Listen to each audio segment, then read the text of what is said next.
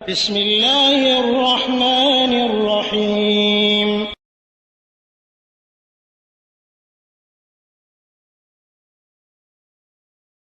ওয়ালাইকুম আসসালাম রহমতুল্লাহ বরকাত। দুবাই থেকে সাইফুল্লাহ ভাই জানতে চেয়েছেন যে মাকে খুশি করার জন্য যত কিছু করার প্রয়োজন তত কিছু করতেছি বা আমরা করি, তারপর যদি খুশি না হয় তাহলে কি করণীয় বা আমাদের কোনো গুনাহ হবে কিনা। জি সম্মানিত ভাই, এক্ষেত্রে কি করণীয়, কি করবেন বর্তমান যুগে? বিশেষ করে যারা প্রবাসে আসি, যখন আসি তখন তো খুশি মনে বাবা মা পাঠায়, কিন্তু আসার পরে তাদের একটা সন্দেহ হয়ে যায় যে টাকা পয়সা ভালোভাবে দিচ্ছে না, শ্বশুর শাশুড়িকে দেয়, স্ত্রীকে দেয়, অমুকে দেয়, এটা সন্দেহ করে আর এই এই আপনার সমস্যাটা দূর হয়ে যায় এবং সম্পর্কটা দূরত্ব হয়ে যায়।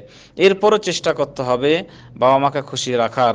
হ্যাঁ, মাঝে মাঝে কথা বলতে হবে, মা কেমন আছো, মা কি করছো, মা তারা কেমন আছে, টাকা পয়সা লাগবে দিব, একটু সমস্যায় আছি।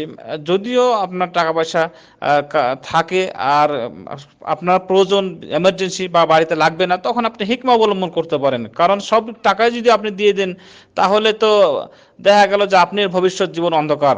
এর জন্য বাবা মাকে দিয়েও আপনাকে কিছু জমা করতে হবে, হেকমা অবলম্বন করতে হবে, কান্নাকাটি করতে হবে, যাতে করে মিথ্যা না হয়ে যায়, বাবা মার কোনো ক্ষতি না হয়। বাবা মাকে দেখতে হবে, সেই সাথে আপনাকেও আপনার ভবিষ্যৎ জীবনও দেখতে হবে। এর জন্য বাবা মা কে দেওয়ার পরেও যদি খুশি না হয় তাহলে আর কি করার আছে, ধৈর্য ধরতে হবে, আল্লাহর কাছে দোয়া করতে হবে আর চেষ্টা চালিয়ে যেতে হবে যে বাবা মা যেন আমার সাথে সম্পর্ক ঠিক রাখে, আমি যেন সম্পর্ক ঠিক রাখতে পারি।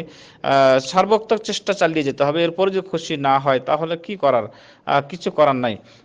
তবে চেষ্টা চালিয়ে যেতে হবে, বাবা মা যেন কোনো সময় আঘাত না পায়, বাবা মা যেন কষ্ট না পায়, আপনার আপনার ব্যবহারে যেন বাবা মা কষ্ট না পায়, দুঃখ না পায়, সেই জন্য চেষ্টা করতে হবে। কোনো ভুল হয়ে গেলে ক্ষমা চাইতে হবে যে যা হয়ে গেছে আম্মা ক্ষমা করো, বা এই ধরনের কাজ হবে না।